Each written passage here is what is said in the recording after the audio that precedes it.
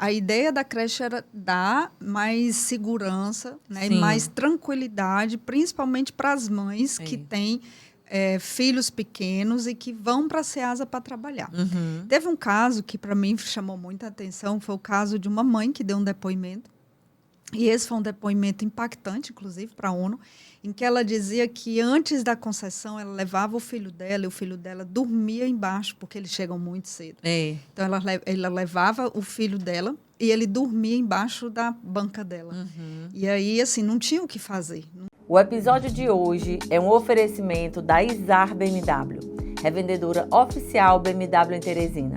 Uma marca que acredita no poder das escolhas, da autonomia e do protagonismo feminino. Ao valorizar trajetórias reais e cheias de propósito, a Izar BMW se conecta com mulheres que, assim como as nossas convidadas, estão sempre movimentando, guiando suas próprias histórias com coragem, presença e visão de futuro. E se você quiser viver essa experiência de perto, é só apontar a câmera do seu celular para o QR Code na tela e agendar agora mesmo o seu test drive. Seu próximo passo pode começar com uma escolha poderosa. Olá, poderosa! Hoje, o Elas Têm Poder Podcast recebe uma convidada que tem transformado realidades através da sua atuação estratégica e visionária.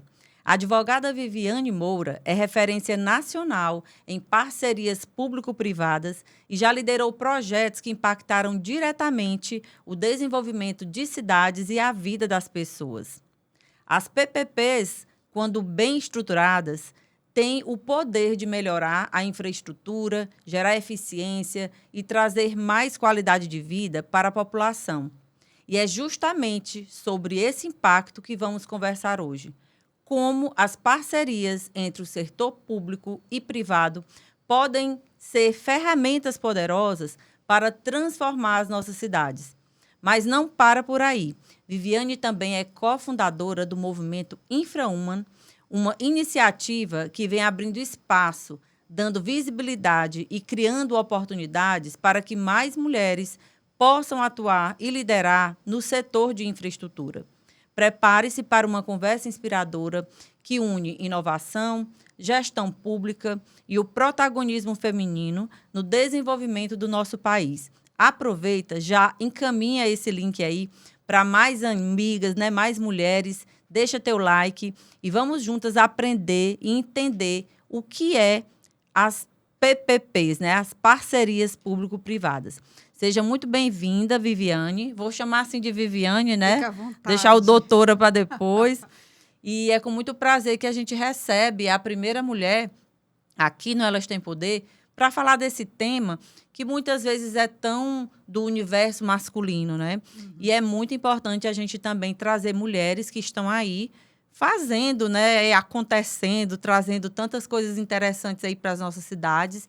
E eu queria iniciar te perguntando, dentro de toda a tua experiência de 25 anos, à frente aí de tantas áreas, né, cidades, educação e tal, por que, né, e o que você propõe aí com essas parcerias público-privadas? O que é na realidade? Porque tem muita gente que não sabe, assim como eu também não conhecia direito, né, e fui ler um pouco para entender. Bom, primeiro, a alegria, a honra. Eu tenho muito orgulho, né, de fazer parte de um movimento feminino.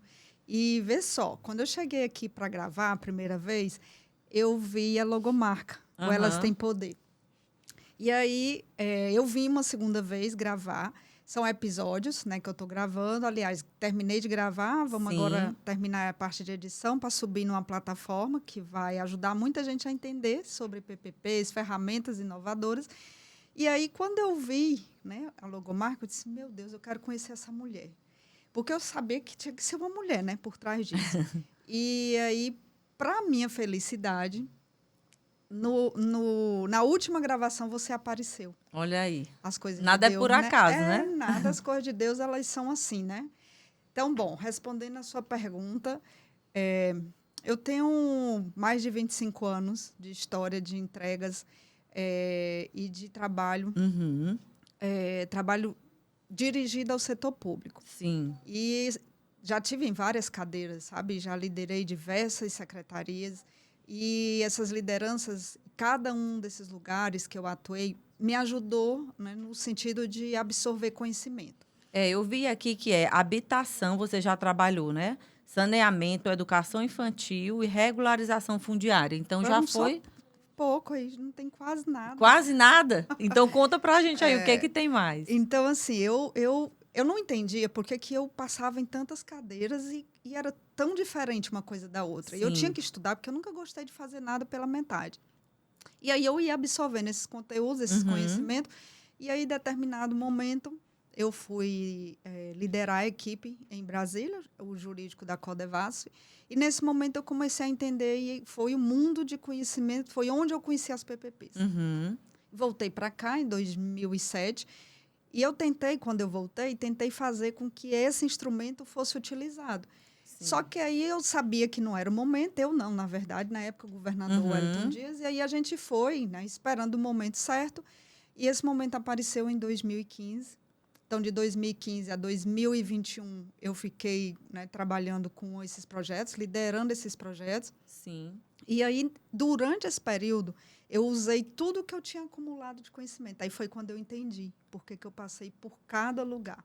Porque eles que me forjaram para eu chegar na superintendência. Então, todo esse universo, eu comecei a utilizar trabalhando na estruturação de projetos de parceria com o setor privado.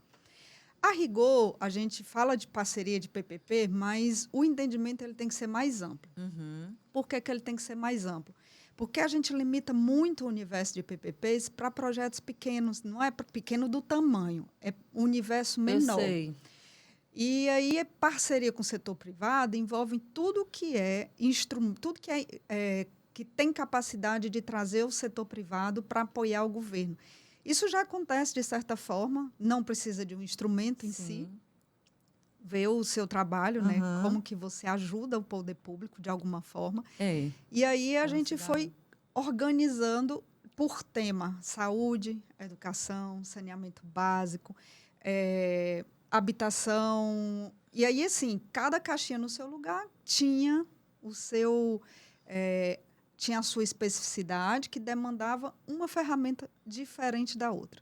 Então, na época que eu fiquei na superintendência, eu fui usando as ferramentas adequadas para cada universo, para cada setor. Então, assim, foi uma experiência maravilhosa, um momento de muito aprendizado e que eu utilizei muito e levei para a presidência da República durante 2 anos atuando lá no PPI. Legal. E uma mulher cuidando disso é muito importante, porque não nos desfazendo dos homens, mas as mulheres ela tem esse olhar mais sensível.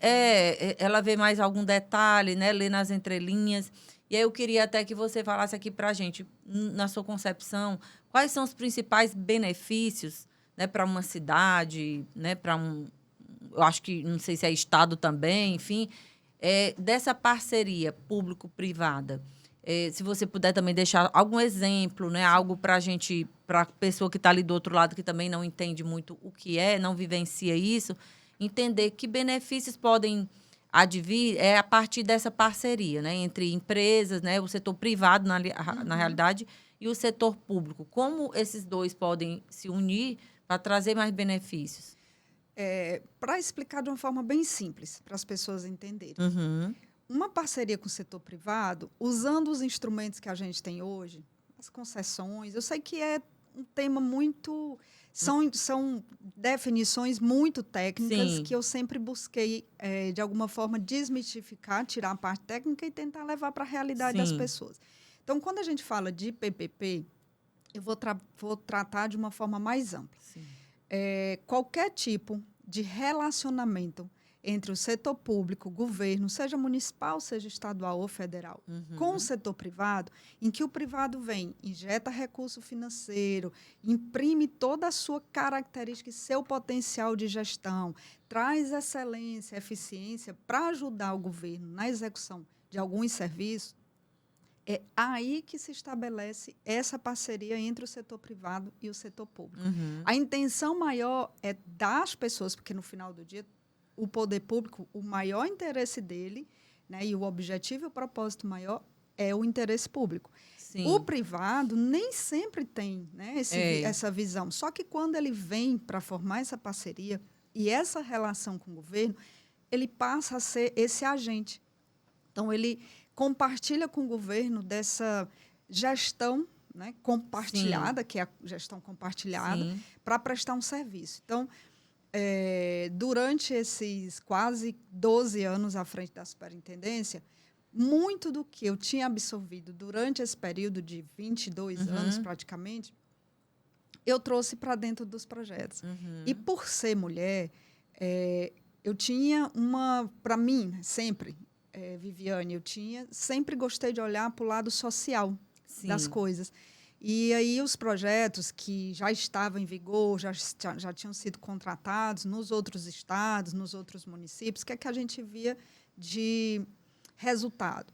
Entrega de infraestrutura e serviços de excelência, mas não tinha nada ligado à parte social.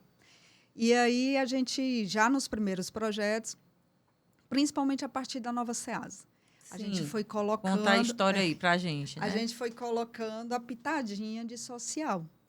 O projeto da nova SEASA, ele foi escolhido, inclusive, pela ONU como a melhor PPP do mundo. Muito interessante, né? Porque a gente trouxe esse elemento para dentro do projeto e o privado, ele absorveu de uma forma muito intensa, né, comprou a ideia, né? Comprou e essa responsabilidade. Sim. Então, lá dentro da SEASA tem uma creche, tem um banco de alimentos, tem um banco de saúde. Então, assim, o presidente da SEASA, ele foi entendendo o que significava. O universo da SEASA é um universo muito misto. A gente tem lá dentro o atacado, o varejo e tem as pessoas que vão consumir. Sim. Tem a realidade de muitas famílias ali dentro. Então, ele comprou a ideia e foi um parceiro, né? E como parceiro, como lá dentro tem um conceito de economia circular, tem o que a gente chama do efeito multiplicador positivo, tudo isso a gente colocou num contexto e a gente foi para a ONU. Mas fora a SEASA, todos os projetos que a gente desenvolveu, todos os projetos que a gente conseguiu contratar, no universo de 35 projetos estruturados, 14 foram contratados. Aliás, 15 foram contratados. Dos 15, 13 têm tem uma responsabilidade social, que a gente colocou, né, como uma obrigação para o privado. Para poder ter essa parceria, né? Exatamente. Então, vamos lá. Lá na SEASA, as pessoas, os feirantes, as pessoas que têm aqueles boxes, né? Porque lá, eu nunca mais fui lá, mas antigamente, quando eu ia, tinha aquele que era algo maior, como se fosse um atacado. Como se fosse, não, era o lugar do atacado. E tinha aquelas banquinhas que aqueles... né? Vendia coisinha menor, hortifruti e tal. Então, são aquelas pessoas que utilizam esse serviço, né? Sei lá, tem uma senhorinha lá que vende hortifruti, não tem quem fique com o filho. Aí deixa nessa creche. Sim. Aí o posto de saúde, né? Que você falou, também eles recorrem àquilo ali. Atende aos feirantes. E atende, na verdade, toda essa estrutura social, exceto a creche.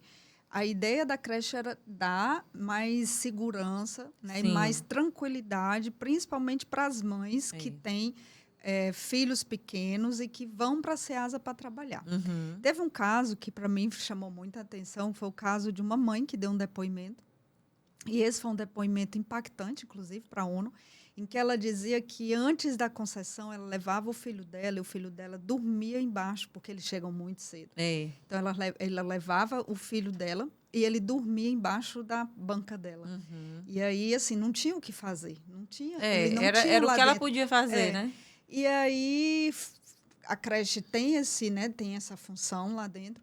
O Banco de Alimentos foi um projeto, para nós, revolucionário, porque havia uma contratação com recurso do BNDES para o governo concluir, fazer a obra, deixar todo equipado para ele funcionar. Mas tinha uma discussão com a construtora, enfim. O que é que a gente fez? A gente trouxe, né, o Banco de Alimentos para dentro do projeto, para o privado concluir a obra, fazer toda a parte de mobília, colocar equipamento e colocar para funcionar. E deu tão certo hoje, não sei como é que está hoje, mas até quando eu saí eram quase 25 entidades beneficiadas. Inclusive, eu sou voluntária de uma, entidade que estava sendo beneficiada, né, pelo Banco de Alimentos. Banco de Alimentos da Nova Ceasa, né? É, da Nova Ceasa. Então, assim, no final do dia, o que aconteceu? Tudo que a gente incluiu, o Banco de Alimentos, ele se espalhou, foi virando referência. O posto de saúde, que a gente chamava de banco de saúde, era para atender só os feirantes da Ceasa. Mas terminou sendo um espaço de acolhimento e de tratamento para pessoas que moram ali na região. Então, o projeto da Nova Ceasa é um projeto que eu tenho muito orgulho de falar. Mas, no caso, o pessoal que mora ali ao redor, também eles são atendidos de forma gratuita ou tem um valor Não, que paga? Todo mundo lá é gratuito. Tudo de forma gratuita, Tudo é né? gratuito. E quais são vamos dizer, os obstáculos aí do caminho, né? Para que se realize isso, né? Para que exista essa parceria público-privada. Como é que a coisa acontece? Explica aqui para a gente que é leigo como é o negócio aí, sei lá. Como é que qual é o primeiro passo? Tanto do lado privado, quem é que toma a primeira iniciativa? É o lado privado? É o público? Bem, em 2014, hoje o então ministro tinha sido eleito governador. E eu vinha falando com ele sempre de PPP, e de repente ele me chamou e disse, agora eu quero que comece a fazer. Ali, naquele momento, eu acredito que assim, pouquíssimas pessoas tinham conhecimento de como funcionava. E aí eu fui montando a equipe. Primeira equipe éramos eu e mais 4 pessoas. Depois a gente virou 8. E aí um dos desafios nossos era fazer com que as pessoas entendessem, não era o conceito, mas o que movia e qual era o propósito. Eu nunca gostei de conceito de casinha, sabe assim? Vou dar uma aula, vou falar em específico sobre... Não. Sim. Tem que ter qual é o propósito, o objetivo, né, daquilo ali. Eu tenho que falar por dentro, né? Qual que é o propósito, o objetivo. E aí, um desafio era formar pessoal, equipe capacitada. E aí, naquele momento, eu mesma fui, né, trabalhar com eles, explicar. E assim, você imagina, em 2015, comecinho de tudo, você pegar as pessoas ainda brutas, né, e lapidar, enfim. E essas pessoas são funcionários todos públicos? Não, todos eram comissionados. Todos eram comissionados. Então, foi um desafio. E depois foi fazer com que esse capital humano permanecesse, né, dentro do governo. O outro era exatamente esse. Quem começa o quê?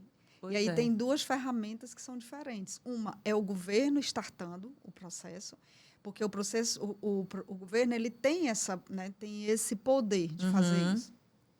E o privado pedindo autorização para fazer estudos. Entendi. Então, tem os 2, tem uma sinergia dos 2.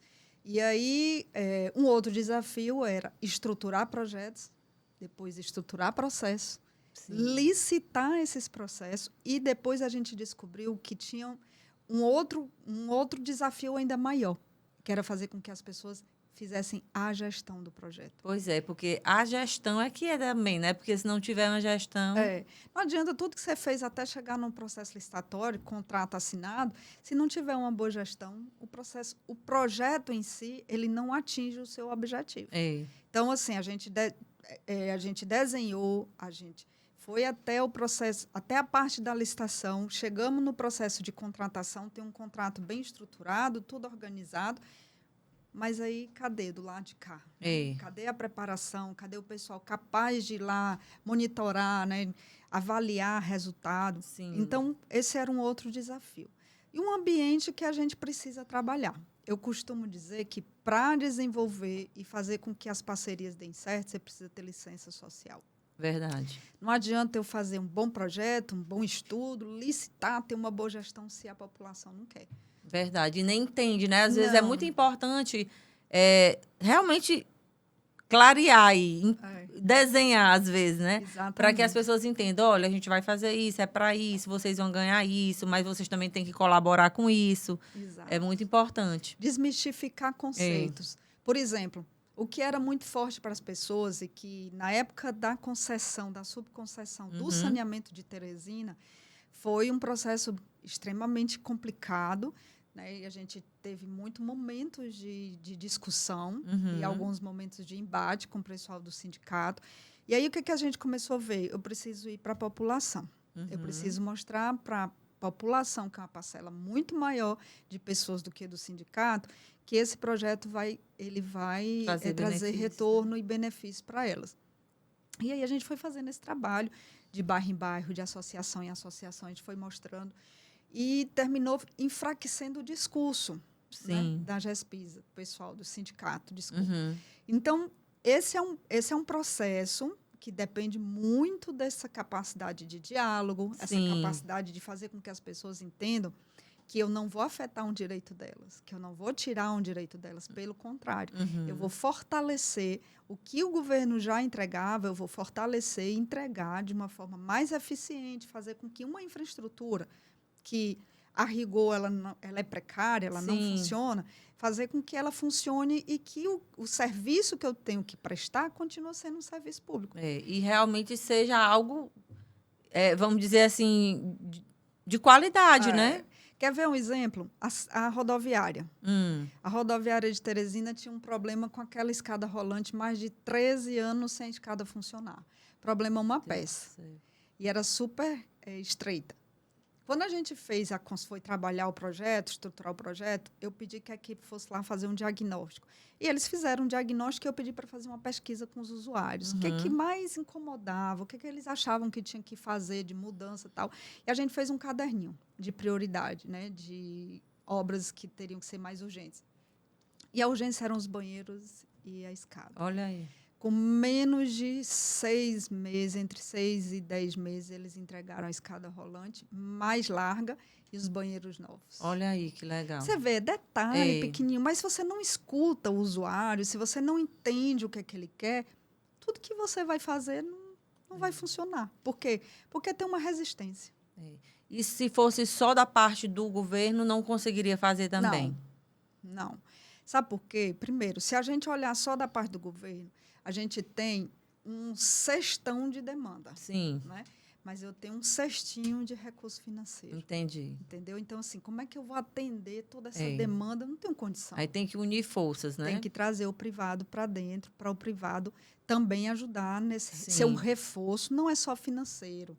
Não é sobre até botar de dinheiro, também, mas né? é fazer com que a coisa funcione, né? Então, exatamente. É uma conjunção, você tem que trazer um privado que tem alinhamento com o que você quer fazer. Entendi. Por exemplo, hoje aqui em Teresina, né?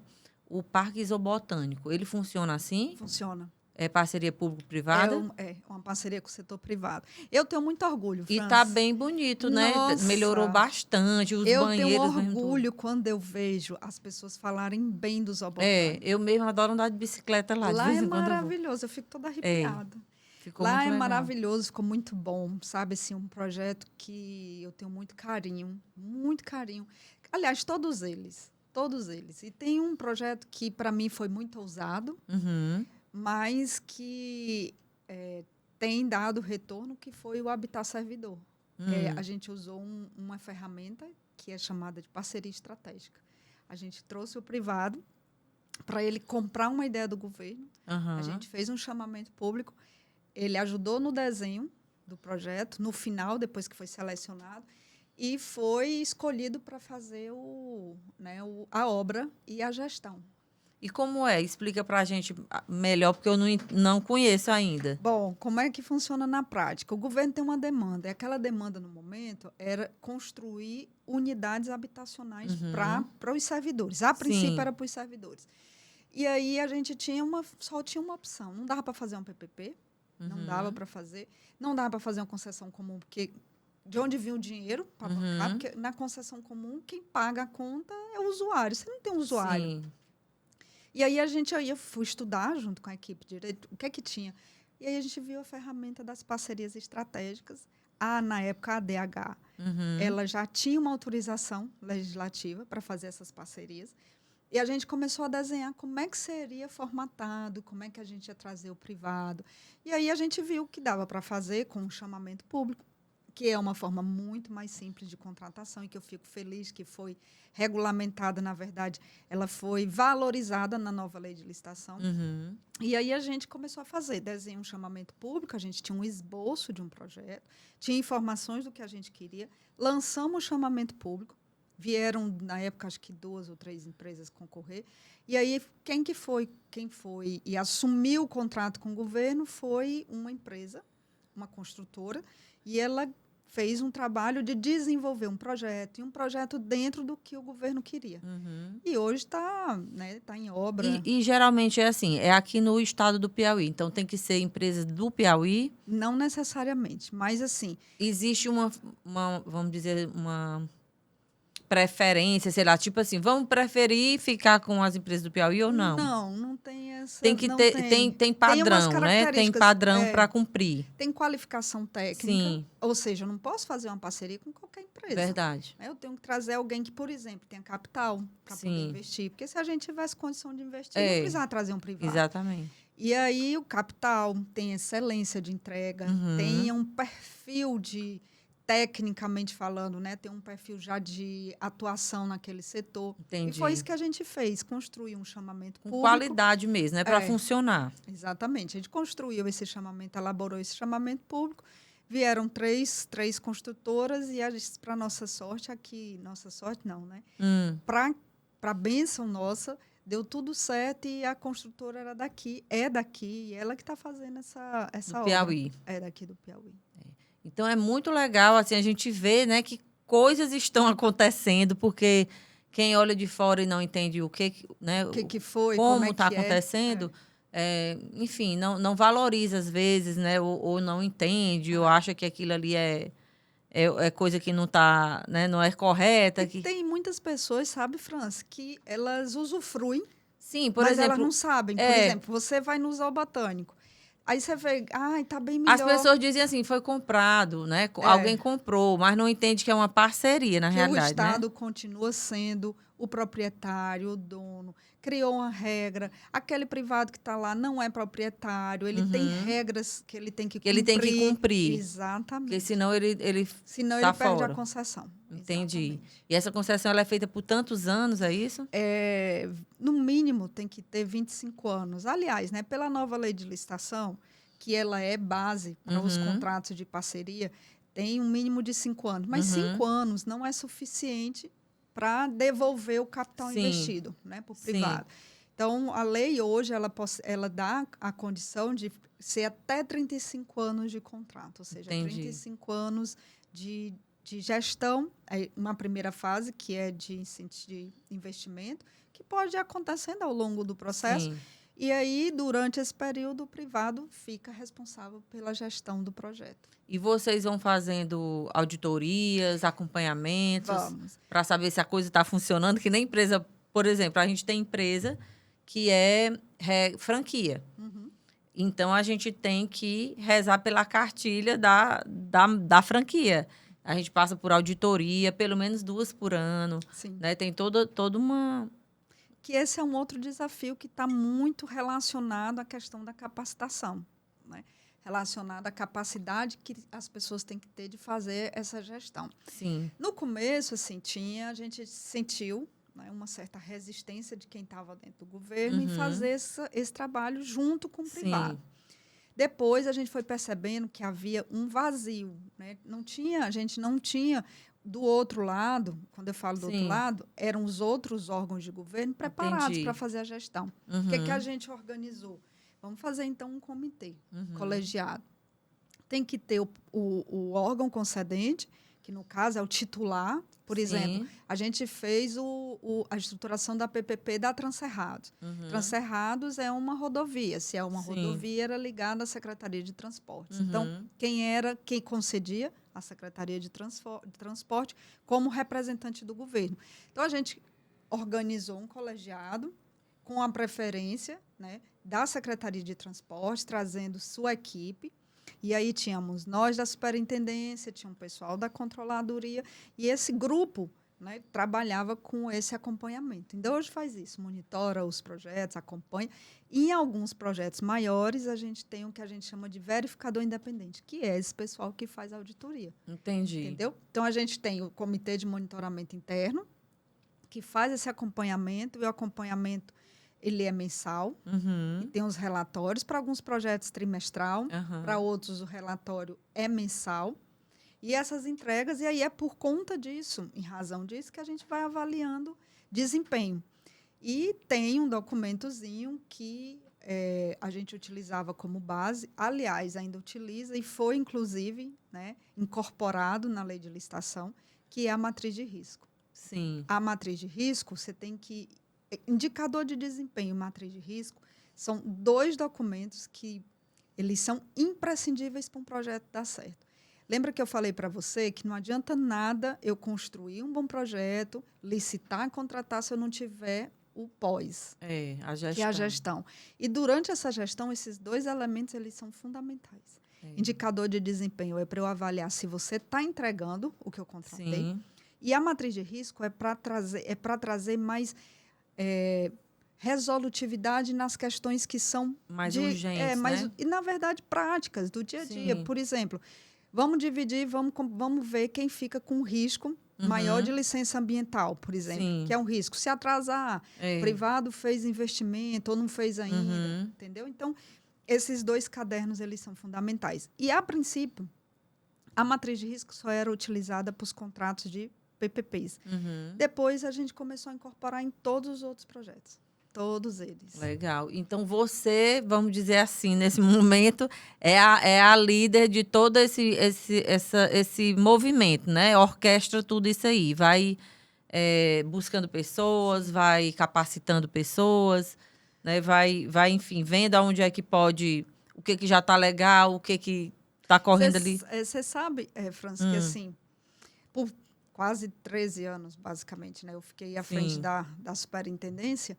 E me ensinou muito não só sobre a parte de construção, de projeto, enfim, mas me ensinou muito sobre postura de liderança. Pois é, porque a liderança é algo que eu digo, que eu gosto desse tema, né? Porque realmente em qualquer lugar, você tem que ser líder. Seja numa lanchonete, seja na sua casa, né? Ou em algo maior, público, uma grande empresa, se não existir uma liderança capaz, né? De, sabe, escutar também, desenvolver, cobrar, né? Fazer essa gestão, como você falou, esse acompanhamento, movimentações que às vezes é preciso. Sim. Então, não vinga. Não, né? não funciona. E às vezes você tem um desafio, que volta para a história do desafio, Sim. Quem está dentro, junto com você, precisa compreender como que você conseguiu, o que você fez, por onde você passou para chegar até ali. Exatamente. Então, nada é por acaso. E aí, assim, imagine como era a minha situação de começar do zero. Não existia nada. Era isso que eu estava aqui pensando. Como é que foi, sabe? O que você, pessoa física mesmo, você, CPF. profissional, CPF, o que você pensou lá no início? Sensações também, não vou dar conta, como é que eu faço? Estou sem saber, né, por onde é que eu vou. Até para quem está aqui, de repente, escutando, que está num momento assim desafiador da vida, entender como é que foi essa estratégia para hoje ser essa mulher que está com mais segurança, né, que lidera, que já tem excelentes resultados, né, premiações aí na ONU e tudo mais. Então, como é que foi lá? Não foi fácil, mas se eu disser para você que eu tive medo, eu estou mentindo. Não teve também, Não. né? E qual era o que lhe dava essa Segurança. coragem, essa segurança? Veja só, eu tinha um desafio, né? Eu tinha uma missão. Eu nunca fui mulher de desistir ou de não querer. Sim. Não, nunca fui. É para fazer? Bora então fazer, eu vou né? estudar e vou fazer. Não vou dizer para você que eu sei, mas eu vou estudar. Sim. Eu vou fazer. E aí, esse momento das parcerias foi um momento para mim de virada de chave. Porque primeiro era construir algo do zero. A gente não tinha nada. Era um deserto. Sim. E aí eu fui olhar o que a gente tinha de legislação, a gente não tinha nada. E aí eu comecei a estudar, vou estudar o que tem nos outros estados. Ainda era um instrumento muito pouco utilizado. Hoje não, hoje é comum, todo mundo utiliza. Sim. Mas naquele momento não. Então, eu costumo dizer que assim, nada que você vive na sua vida é por acaso. Nada. Você só não pode desistir. Não tem que desiste. seguir em frente. Tem que seguir. E aí eu comecei a estudar, fui começar a olhar as pessoas que eu conhecia, quem tinha um pouquinho mais de conhecimento não sobre o assunto, mas sobre o direito de forma geral, quem trabalhava com a parte econômica, que eu via que tinha potencial, e aí eu fui trazendo para o time. E no começo, o governador me deu 3 desafios: rodoviária, SEASA e o saneamento básico. Em um ano, a gente conseguiu resolver os 2 primeiros, rodoviária e SEASA. 2 anos, a gente conseguiu resolver o saneamento de Teresina. Ou seja, depois que dá certo, que você entrega, aí você começa a ser Aí dá mais demandado. coragem, né? E aí você já se sente pronto. Mas, assim, você é líder. Você também é líder. E você lidera pessoas, cada uma tem um comportamento, Sim. cada uma tem uma personalidade, tem pessoas que são mais fáceis de você conviver, tem outras que são mais difíceis. E você é ser humano. Não é porque você é líder que você é diferente. É perfeito, né? Ou sabe não é. Todo mundo está aprendendo. Nós estamos na mesma caminhada. E é um processo de evolução contínuo. E um aspecto nessa minha caminhada que eu gosto de falar, e assim, hoje nunca doeu, para falar a verdade, nunca doeu. Foi a época que eu fui candidata a deputada federal. Sim. Tem quanto tempo? Foi na última eleição. Tem 3 anos, basicamente 3 anos. Eu não combinei com Deus. Eu não ouvi. Eu não perguntei. Foi aí meu erro. Não perguntei. Você quer fazer alguma coisa dar certo? Você pergunta a ele. Porque ele já sabe para onde você vai. Escutar, né? Não perguntei. E aí eu fui na força do meu braço. Fui. E aí eu tive um problema de saúde. Eu não quis resolver. Passou. Agosto, eu tive que abrir mão, parar. E aí eu tive um AVC hemorrágico. Passei 11 dias no UTI. Você sabe o que é você passar 11 dias usando fralda no UTI? Meu Deus. Com o meu lado direito praticamente paralisado, eu não dava conta. Eu não sabia nada do que estava acontecendo. Nada. Se você perguntar assim, quando você chegou, como foi? Não sei. Eu cheguei apagada no hospital. Quando eu acordei, eu só recordo de ver uma TV. Eu não lembro de nada, Franci. Nada naquele hospital. Não lembro. Mas Deus, ele é tão misericordioso que eu fui para ele corrigir minha rota. Tipo assim, eu vou corrigir sua rota. Eu vou parar. Não parar quer parar, você. não, eu vou lhe parar a força. Agora eu vou lhe parar e você vai voltar para onde você nunca devia ter saído. E aí eu corrigi minha rota. Voltei para onde eu tinha tinha uma experiência que não foi boa, lógico, mas que lhe né, foi útil para você entender. Se foi. Por onde é que você teria que continuar caminhando. Então, assim, eu tive que passar por várias situações que foram, primeiro, me humanizando mais, me fazendo olhar para o outro com mais compaixão, com um olhar mais focado na dor do outro, na limitação do outro, porque eu também preciso. Né? Isso é via de mão dupla. Então, todo esse processo, são mais de 25 anos trabalhando com gestão pública, trabalhando com pessoas. Sim. E eu nunca me limitei a trabalhar com as pessoas próximas, sabe? As pessoas que estão no meu ambiente de liderança. Eu sempre procurei chegar mais longe. Pois é, eu queria até lhe perguntar, você chegou a buscar também referências ou estudar fora do país para entender, né, essa questão também? Eu fui para Londres, eu fui para o Canadá, eu fui para a Suíça. Então, assim, todo local que eu ia era uma oportunidade para eu aprender. E tanto Londres quanto no Canadá, a gente fez diversas visitas que me ensinaram muito, muito sobre como compreender o universo, e o que eu posso levar para o meu país, o que eu posso ajudar, como que eu posso usar o que eles veem aqui. Em Londres, eu fiz a minha especialização de PPPs. E a gente pôde fazer um tour em alguns equipamentos. E nesse tour tinha uma escola. E eu fiquei encantada com o projeto da escola, mas tinha uns pontos da escola que eu não entendia. E eram ações que eram compartilhadas. O governo fazia uma parte e o privado entrava com outra. E ali foi muito aprendizado. E aí eu também sempre gostei de andar com mulheres, de ouvir mulheres. Sim, né? Eu ia perguntar sobre a Infra-Woman agora. Comente aí pra gente, conte aqui. A Infra-Woman nasceu em Londres. Olha aí. Nós fomos para um evento, e aí quando eu percebi, olhei para o público, nós éramos, no máximo, estourando umas 10 mulheres. Num universo de mais ou menos quantos homens? Umas 100 e poucas pessoas. Né? Nós éramos umas 10 mulheres. E aí aconteceu um fato muito chato, e por conta desse episódio, tinha uma amiga que foi participar de uma roda, era uma reunião, e aí um desconhecido chamou e pediu que ela fosse pegar café. Meu Deus. Aí ela comentou isso nós éramos 4 mulheres. E aí ela comentou esse episódio. E foi aí que nasceu o Infrawoman. É um desenho, né, uma entidade pensada por 4 mulheres. Aliás, 5, éramos 4, né? Eram 4, mais a minha presença. 5 mulheres naquela época. E aí, assim, a gente passou praticamente 6, 7 meses construindo a parte jurídica, organizando, porque o Infrawoman é uma associação. Uhum. E aí a gente foi começar a organizar. Era tão de Deus o negócio que fluiu. Fluiu tanto que hoje são mais de 2.100 mulheres. Olha aí. Quantos anos depois?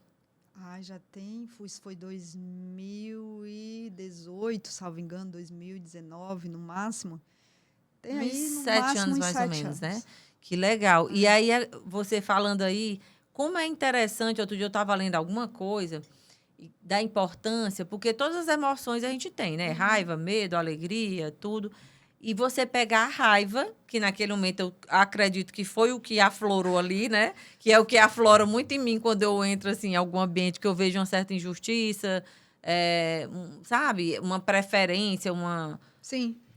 E aí eu também fico meio assim. Então, aquela mulher contou para vocês e essa raiva subiu. E da raiva criou. vocês fizeram algo produtivo, né? Eu gosto de usar tudo que vem na gente, que é a explosão. Você tem 2 formas de tomar decisão. Sim.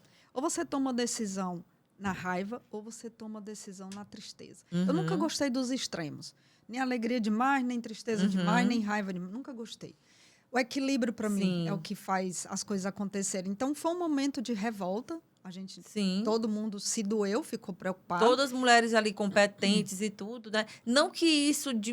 não é que você pegar um café e servir uma pessoa, lhe diminua. Mas é a forma como foi pedido, né? Primeiro, ela está sozinha nessa mesa. Uhum. Né? Depois, pela forma como a pessoa agiu com ela. Porque ela podia ter levantado e ter ido. Não que minha amiga não fosse. Sim. Ela ia, como você disse. Eu sempre comentei isso. Olha, se eu fosse para servir o café, eu seria a melhor copeira. Sim. Então, servir café não te denigra, não te diminui. O problema não foi ir servir. Foi o fato em si. Sim. Né? E foi aí, como se fosse um certo preconceito, a pessoa querer, né, submeter a mulher a algo. Exatamente. Então, assim, a gente terminou usando isso como um incentivo, uma mola propulsora para a gente montar algo que, de fato, já era, né, conhecido, a gente já sabia, mas não estava no nosso foco principal. Mas aí a gente usou, né, isso como um catalisador. Sim. E foi esse momento que surgiu o Infrawoman. E eu fico muito feliz de ver hoje mais de 2.500 mulheres reunidas. Todas são do setor de infraestrutura, algumas advogadas, muitas engenheiras, economistas. Olha que legal. Hoje, para você ter uma ideia, dentro do Infrawoman, quem faz parte? A secretária de Infraestrutura e Meio Ambiente de São Paulo, a Natália, a Cristiane, que é presidente do IBAP. Tem muita mulher boa. A Carla Bertocco, que foi presidente da Sabesp. Então, assim, tem tanta mulher potente. É muita inteligência lá, né? Junta. Que legal. E aí eu vou reforçar o que a gente sempre diz. Não é um movimento contra o homem. Sim. É um movimento para complementar. Né? Dentro de um ambiente extremamente masculino, o que a gente quer é fazer com que as pessoas entendam que a gente também precisa ter voz, a gente precisa ser, de alguma forma, escutada, né? Considerada. E esse movimento, acho que ele vem ganhando, graças a Deus, vem ganhando notoriedade. Pois parabéns. Eu já vamos colocar aqui o @ da Infrawoman também, né? Na descrição do episódio, para quem quiser conhecer, né? Exato. E parabenizar você e todas as suas amigas que estavam lá naquele dia, que, sabe, é isso que dá até o significado do nome do nosso podcast, Elas Têm Poder. Então, nós temos o poder de utilizar, né, fazer escolhas. Exato. Então, vocês poderiam ficar ali, sei lá, de repente zangadas, ou murmurando, ou reclamando, mas vocês pegaram essa situação para fazer algo melhor. E aí eu quero lhe pedir licença agora para falar dos nossos patrocinadores, né, as empresas que nos apoiam, como a Madame Petit, que é uma empresa aqui da nossa cidade, né? Uma loja muito interessante, assim, que eu gosto muito. Já era cliente antes do do Elas Têm Poder.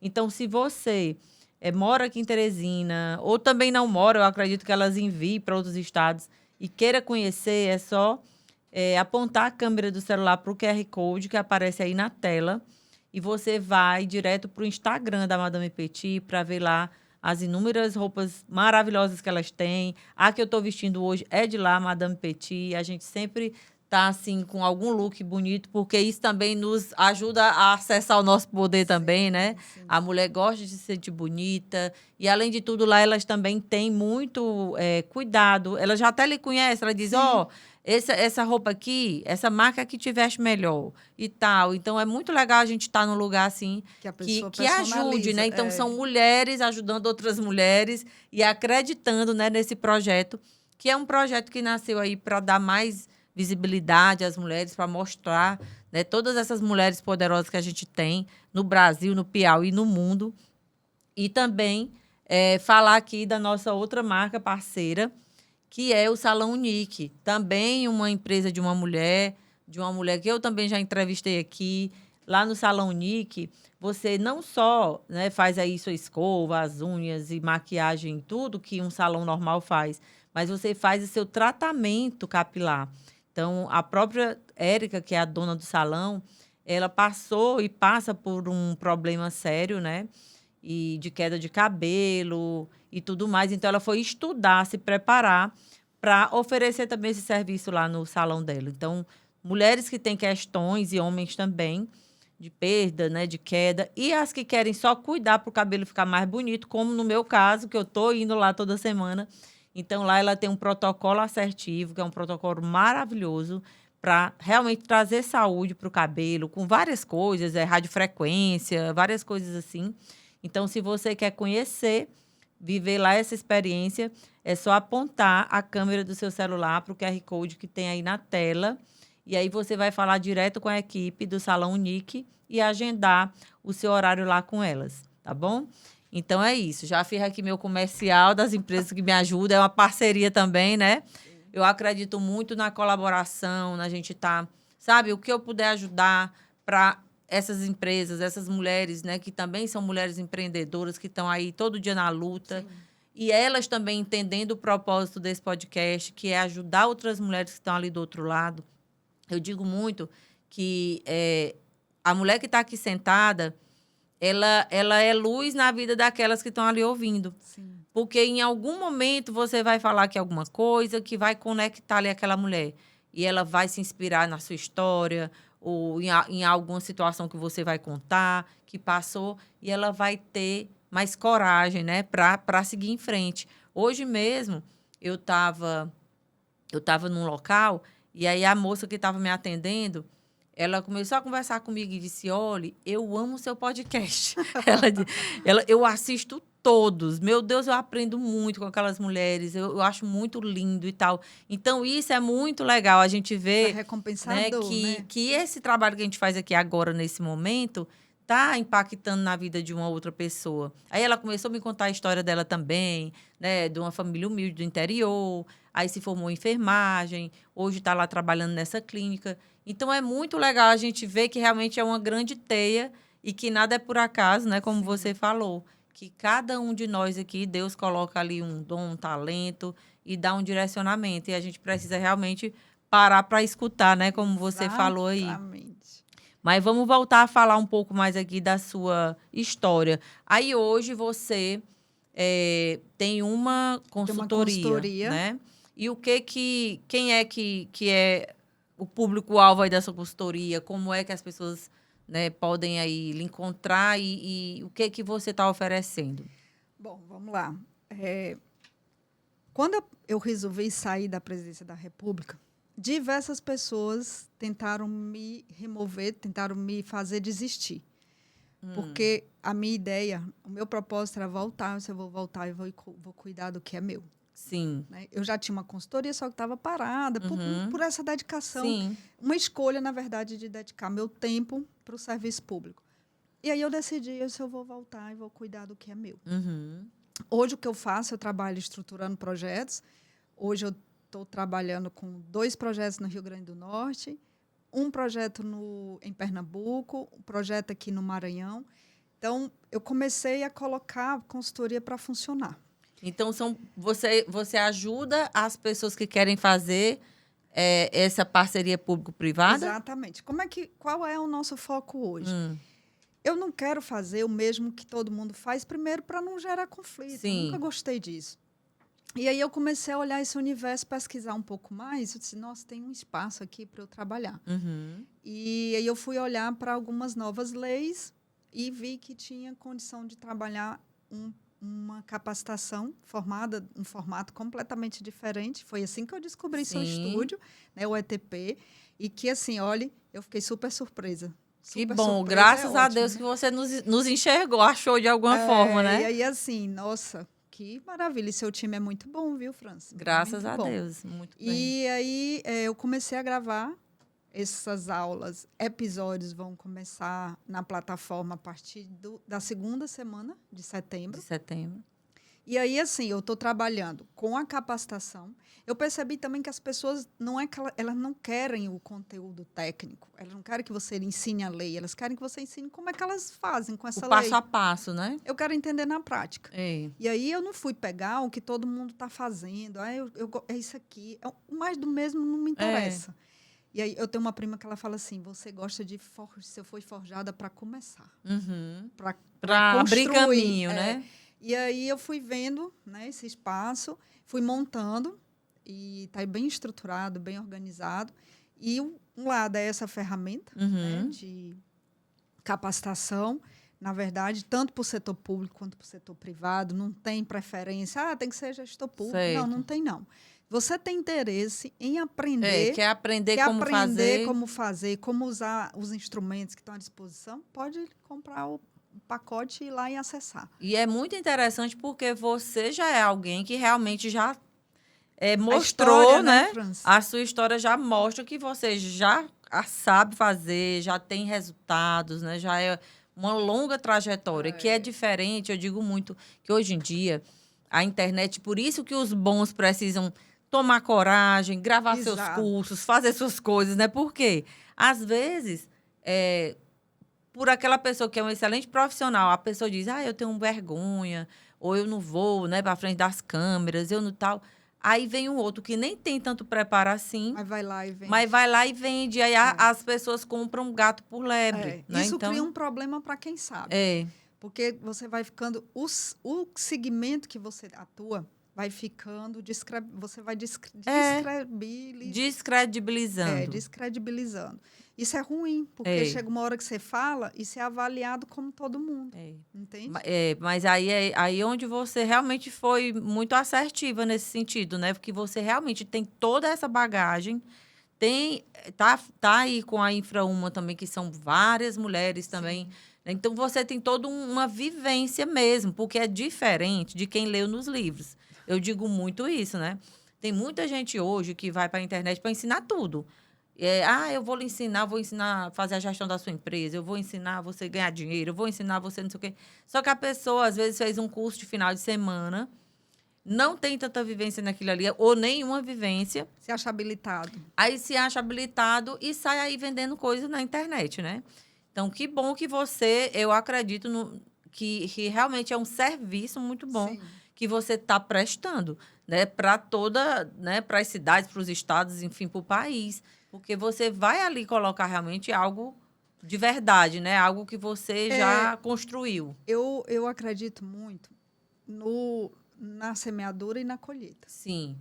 E aí, acho que tem um mês, mais ou menos, que eu recebi uma mensagem de Deus, tipo assim, fica na caverna, faz o que você tem que fazer, depois você vai sair dela. Sim. Então, tem um momento que você se resguarda. E aí, eu acho que é o que eu estou vivendo desde quando eu voltei. Sim. Né? Eu comecei a ficar mais... mais reclusa, né? Eu submergi. Eu disse, agora, peraí, que eu vou me organizar. Já estava trabalhando nesses 5 projetos. E aí, fui me reorganizando para voltar. Legal. Reorganizando para voltar. Então, assim, eu sei da minha reputação, eu sei da minha competência, eu sei do que eu aprendi e eu tenho consciência do que eu posso fazer para ensinar. sem soberba, sem prepotência, de forma alguma. Chegando nas pessoas de uma forma mais simples, sabe? Fazendo com que as pessoas entendam de uma forma mais prática. Sim. Não estou querendo dificultar a sua vida. Para viabilizar, né? Eu quero que você aprenda para que você faça de uma forma mais fácil o que eu fiz de forma difícil. Então, você já fez o caminho, já vai dizer, ó, por aqui é melhor, né? Vai mais rápido. É muito legal isso aí. Eu também acredito muito, né, que quando a gente já tem uma certa experiência e a gente tem realmente a boa vontade, o propósito de colaborar, é muito bom. Isso faz bem para quem chega, né, para receber esse conhecimento e para a gente mesmo que está ali entendendo que está transbordando, né? Tudo que você já conseguiu, tudo que você tem aí de conhecimento, experiência, você vai, na realidade, expandir aí a sua atuação através de outras pessoas que vão se preparar, não é isso? Muito legal, parabéns aí pela iniciativa. E eu queria que você falasse também um pouco sobre a questão da sustentabilidade, né? Como a gente pode aí, essa parceria público-privada pode estar olhando e trazendo cada vez mais projetos, né, iniciativas que tragam, sim, progresso, melhoria de infraestrutura e tal, mas cuidando aí dessa sustentabilidade. No comecinho dos projetos, quando 2015, mais ou menos, a gente não olhava muito para a sustentabilidade como o principal foco. Estava dentro, estava sim, ninguém faz projeto sem desconsiderando, né? Sim. Mas foi ficando mais forte na medida em que a gente viu mais eventos acontecerem em razão do impacto do meio ambiente nos projetos que foram desenvolvidos. Aí, como a gente trabalha com infraestrutura, à medida que eu vou trabalhando, por exemplo, Teresina é um caso clássico para nós. Por exemplo, choveu. Sim, choveu, chuvas. A cidade fica alagada. Por quê? Porque a gente tem uma infraestrutura de drenagem que é muito ruim. Porque ela não foi casada com saneamento básico. Eu sei. Então, a gente lá atrás não olhava muito para isso. E aí o tempo foi passando e a gente começou a perceber que é fundamental trazer isso para o contexto. A nova lei de licitação, um dos princípios é a sustentabilidade. Então, a gente foi vendo que há uma necessidade de preparar essa infraestrutura, não é para hoje, para as próximas gerações, para o futuro. E aí a gente começou a trazer, por exemplo, lá atrás a gente desenhava projetos de cidade inteligente com foco na iluminação pública, na internet e na energia solar. Já era sustentável, com energia solar. E aí, depois que a gente começou a trabalhar a estruturação dos projetos, apareceu o projeto de cidade inteligente com foco na sustentabilidade. E agora é um projeto Cidade Resiliente. Então, foi evoluindo. E hoje a gente já olha para a infraestrutura com um olhar mais sensível e preocupada com os próximos, né? As próximas gerações, né? Olhando os próximos passos. Então, para onde a gente está, para onde eu quero ir, daqui 25, 30 anos, onde eu quero ver isso aqui funcionando, como eu quero. Então, hoje a gente já tem diversos projetos. No próprio InfraWoman, a gente tem compartilhamento, a gente compartilha muito de experiência. Então, a sustentabilidade hoje é o carro-chefe do desenho de projetos. Ninguém faz um projeto, ninguém desenha. Sem olhar para essa sem parte. Sem olhar para a sustentabilidade, sem olhar para o meio ambiente, sem olhar para o contexto hoje, por exemplo. Quando eu falo de resiliência, eu estou falando de cidades preparadas para catástrofes. Pois é. Entendeu? Tipo o Rio Grande do Sul. Não tinha essa visão, não estava preparada, assim como várias cidades não estão, vários estados não estão. E aí, aquele episódio, serviu para a gente começar a repensar essa infraestrutura, como é que a gente quer. E hoje a gente já desenha projetos pensando nisso. No governo federal, a gente tem, né, lá dentro do PPI, tem uma área que só cuidava de meio ambiente, dos parques ambientais. E aí uma outra área, que era a que eu trabalhava, que eram os projetos de infraestrutura social. E um colega cuidava, uma turma lá, cuidava da parte de resíduos sólidos. E de resíduos sólidos, já pensando de como eu transformo, né, um aterro em algo que tenha essa pegada de sustentabilidade, de garantir com que eu transforme o resíduo, né, conhecido como lixo, em algo que pode gerar... Às vezes até energia, né, Jorge? Pode gerar energia, pode gerar adubo. Sim. Um lugar um espaço que eu consiga transformar o que é ruim em algo, em algo bom e útil, né? Exatamente. E juntamente com isso, tem a necessidade dessa conscientização também da população em geral, né? Das pessoas. Porque, realmente, todos nós somos muito imediatistas. Às vezes a pessoa olha o agora, né? Então, agora não vai fazer diferença, né? É a questão da poluição dos rios, né? Do mar também. Então, a pessoa, esse plásticozinho aqui não faz diferença, não. Mas se cada um... Jogar um plástico. Né? Jogar um plástico. Então, realmente, é algo que tem que ser pensado, porque a gente, né? O planeta é a nossa casa e a gente precisa cuidar. Eu digo muito, como é que... joga no lixo. Não, joga lá fora, né? Joga no lixo. Mas o lixo está dentro do planeta, né? O que não vamos fazer com o lixo? É verdade. Muito interessante. Viviane, a gente está quase, né, concluindo o nosso tempo aqui, mas eu queria lhe perguntar a visão de futuro. Eu acho que é mais ou menos isso aí que você já tem falado, mas algo com relação à participação feminina. Como é que vocês, lá na Infra-Uma, como é que você, na experiência que você já teve, no que você vê hoje, você vê uma abertura, né, vamos dizer, valorização maior da mulher nesse campo aí da infraestrutura, né, de participar desses projetos? Sim. Existe uma aceitação, existe um reconhecimento? Isso é muito por lugar. Sim. Sabe? Eu já vivi a experiência de que eu tinha voz porque eu tinha poder. Pois é. Entendeu? Já tem lugar que você tem poder, mas não tem voz. Né? E tem lugares que você nem tem poder e nem tem voz. Então, assim, é muito... Eu fico preocupada, triste, mas, ao mesmo tempo, eu fico incentivada. Por quê? Porque a gente ainda vê um universo muito masculino. Sim. É ruim? Não é ruim, desde que esse universo masculino não seja um universo machista, misógino. Uhum. Né? E o que me deixa mais triste é que o universo preponderante hoje ele é isso. Ele é machista. Na política como um todo também, né? Muito machista, muito homem. E às vezes me irrita um pouco quando eu vejo. Me irrita um pouco, não me irrita muito. Quando eu vejo, por exemplo, a mulher está ali, mas a gente percebe que é tipo assim uma coisa figurativa. É cota. É porque tem uma cota. Né? Não é porque realmente eles olham e enxergam aquela mulher como alguém capaz. Na realidade, até enxerga.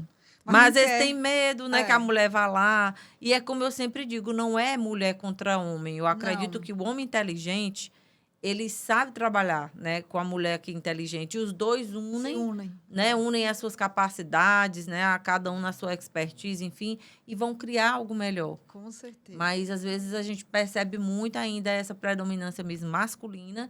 E não só a predominância masculina, mas de homens que olham, né, para a mulher como se ela não fosse capaz ou não querendo abrir o espaço, até com medo também, às vezes, de perder o próprio espaço. Eu admiro muito homens como meu marido. Sim. Que eles olham para você como uma pessoa capaz, que eles te incentivam, Verdade. sabe? Que ele não compete com você. Pelo contrário. Se alegra quando você, né? Você percebe que há uma sinergia, uma complementariedade. E eu fico triste quando encontro homens que, de alguma forma, destratam mulheres. Isso é comum da gente ver, principalmente, e eu vi muito isso quando eu fui candidata. Uhum. Na periferia, a maior parte das mulheres sofrem de violência doméstica. Pois é. E aí ela sofre de violência doméstica, ela não tem a política pública, mas ela não é efetiva. Uhum. Ela não é efetiva. E ela tem medo de separar por conta de uma questão financeira. Então, a gente tem universos e universos, né? Mas, no geral, o que a gente ainda vê, infelizmente, é um universo muito masculino, mais preponderância masculina, infelizmente machista, porque esse machista é o que faz com que a gente, de alguma forma, comece a pensar no universo de forma geral, com esse olhar, né? Com esse olhar. Tem homens, claro, que são homens... De verdade, homens né? De verdade, são aqueles que te respeitam, que te incentivam. Que reconhecem o valor, que né? reconhecem seu valor. E nesse universo, você tem várias mesas que você vai sentar. É. E aí você vai escolher em que mesa você vai ficar. É. E por isso que é tão importante, eu digo muito aqui, e por onde eu ando, de nós mulheres, a gente trabalhar em nós, né, o autoconhecimento e essa autoconfiança. Principalmente. O alto valor, né, de dizer, olha, a gente não é menos do que ninguém. Nenhum homem pode ser o presidente da República, seja quem for, o rei, ele não é melhor do que nenhuma de nós. Então, a gente, sabe, colocar, se posicionar de uma forma que esse homem tem até medo de destratar a gente, sabe? Fica, assim, constrangido de destratar. Então, assim, eu incentivo muito as mulheres aqui, né? Esse negócio de elas têm poder, que eu falo muito que é esse poder interior, Sim. da gente entender o nosso valor, da gente se posicionar, da gente não ter medo, né, de desagradar. Sim. Porque eu até fiz uma postagem uns dias atrás falando sobre isso. Tipo, não tenha medo de parecer arrogante. Não era esse nome, era um nome parecido. Porque, assim, geralmente a mulher que ela é mais segura, que ela é mais autoconfiante, ela é vista como uma pessoa arrogante. Né? Aí tem uns que chamam, é general, né? É isso e aquilo. Por quê? Porque foi construída aquela imagem que a mulher tem que ser sempre aquela muito boazinha, que diz amém para tudo. E isso aí realmente não cabe mais no mundo hoje. Não. Né? Antigamente, ok, enfim, era aquele tempo, era aquela mentalidade, mas hoje não. E cada uma de nós, né, você aí no seu papel, eu no meu, as que estão ali assistindo a gente, cada um no papel delas, a gente pode ir, né, desconstruindo essa sociedade, essa mentalidade, né, de que mulher é menos, aqui não é lugar de mulher, e mostrando para esses homens que a gente não está querendo guerra. A gente quer simplesmente o nosso lugar, espaço, contribuir, colaborar e tornar esse mundo realmente melhor, né? Principalmente se falando aí na sua área, que é essa parte da infraestrutura e tal, pensar soluções para que existam cidades, né, estados, países, enfim, bons, né, melhores para todo mundo, acessibilidade, que ainda é algo ainda muito precário, né, no Brasil, no nosso estado também. Então, assim, muitas coisas precisam ainda evoluir, mas graças a Deus que tem aí, né, mulheres à frente, pensando, capacitadas, para que a gente possa cada vez mais ir aí avançando, né, nesse caminho. Verdade. Eu vou fazer só um adendo da sua fala.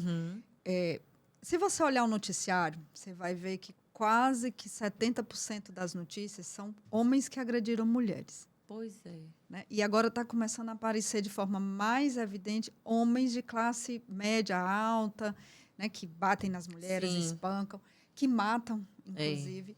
E aí, isso chama atenção no sentido da gente começar a pensar em que universo eu estou, qual é o meu papel, como que eu posso incentivar, inspirar. E eu concordo com você quando você fala, eu preciso me autoconhecer para poder ajudar. Se eu não me autoconheço, como é que eu vou te ajudar? Eu preciso estar cheia para poder transbordar, para você sentir. Então, dentro desse universo, aqui a gente vai se identificando. Onde é que eu fico, onde não é, por que eu estou aqui, para que eu estou aqui. Isso. Então, você vai começando a observar qual o lugar que você tem que estar e como você deve estar. Interessante que, assim, para nós mulheres, até a postura, a roupa que você usa. Eu, comentando com meu marido, que ele tem um cabelo grisalho, eu disse, se eu tivesse meu cabelo grisalho, eu era velha. Ou então dizia assim, essa mulher grisalho, é desleixada, né? Você com cabelo grisalho é charmoso. Tá bonito, né? Assim mesmo. É assim que a sociedade se comporta.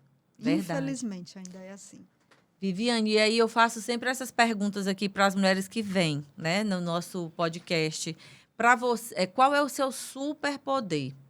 Todas nós temos vários, né? Assim, Deus nos dá dons e talentos. Então, qual é o superpoder que fez você chegar até aqui, realizar tudo isso que você já realizou? Confiança. Confiança, né? Confiança. Eu confio muito em Deus. Ele nunca me abandonou, ele não vai me abandonar nunca. Eu sei que ele é um pai amoroso. Eu sei que ele cuida de mim.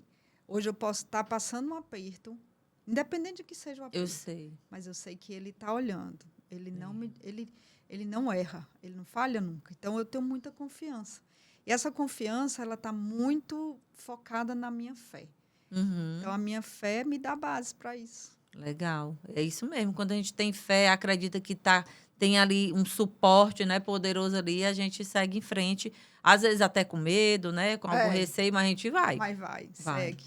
E como você define uma mulher poderosa? Para você, o que é uma mulher poderosa? Uma mulher poderosa é uma mulher que se conhece, que sabe quem é, que se posiciona sem ser arrogante. É uma mulher que intencionalmente sabe, com sabedoria, se comportar nos lugares, sabe a hora de falar e sabe a hora de escutar. Então, essa mulher é uma mulher, para mim, sábia. Ela é uma mulher que tem poder. Porque a gente tem poderes, que a gente acha que poder é exercer braço, força. Não é. Poder é ter sabedoria. Exatamente. Muito bem. Pois deixa aí sua mensagem final para a nossa audiência. Foi incrível esse bate-papo. Eu agradeço muito, né, por você ter vindo aqui nos ensinar um pouco aí, né, do que você faz, de todo esse universo aí que para a gente às vezes é meio... Né? A gente não vive isso, então a gente não entende. A gente, como cidadão, a gente só olha para as coisas que estão aparecendo.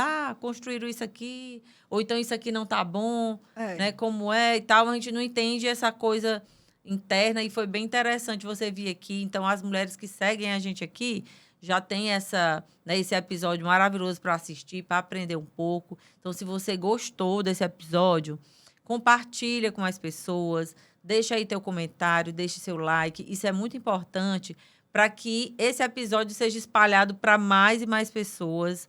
Se você não é inscrita no nosso canal, se inscreva, que também é muito importante a sua inscrição.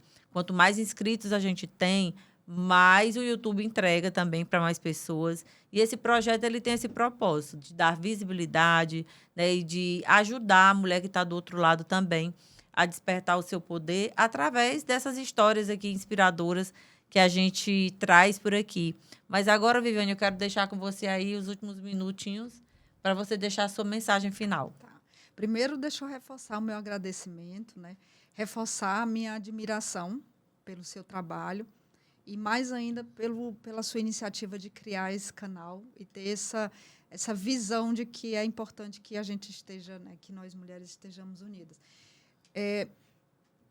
Se eu posso, se eu tenho se você me deu um momento para eu falar, você me deu a oportunidade de esclarecer muitas coisas que as pessoas não entendem. E se eu posso deixar uma mensagem, a mensagem é a seguinte: não desista nunca, porque as pessoas vão querer te parar, elas vão te julgar, elas vão querer que você sente em outros lugares, elas vão lhe botar em outros lugares, mas não deixe. Não deixe. Não pare, continue, siga confiando, siga sempre aprendendo. Não tenha receio de perguntar, não tenha receio de buscar, né, o conhecimento.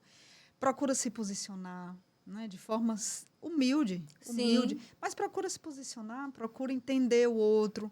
E quando você escuta, a escuta ativa, você não reage, você responde. Então, busque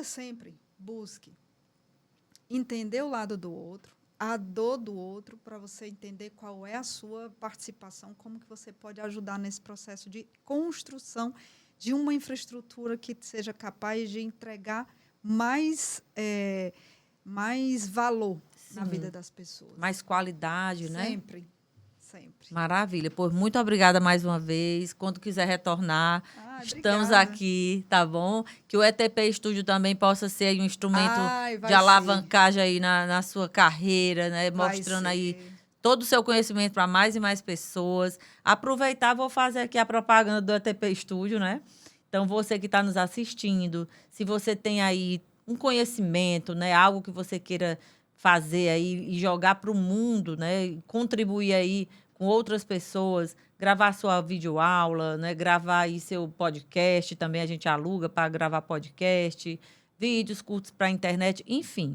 Qualquer infoproduto que você queira fazer, transmissão ao vivo, só você apontar a câmera do seu celular aí para o QR Code que aparece na tela, e aí você vai falar com a nossa equipe e a gente vai ter todo o prazer de transformar aí o seu conhecimento em um infoproduto de qualidade, tá bom? E é isso. Então, vamos nos despedir, né? Eu adoro conversar, por mim eu ficava aqui a tarde todinha, mas a gente tem tempo, né? A gente tem tempo aqui para fazer, limite. E você que está aí do outro lado, que ficou até agora, muito obrigada pela sua audiência. Mais uma vez eu peço que compartilhe, deixe sua curtida. E na próxima quarta-feira, a gente se encontra para mais um episódio do Elas Têm Poder Podcast. Um abraço e até lá.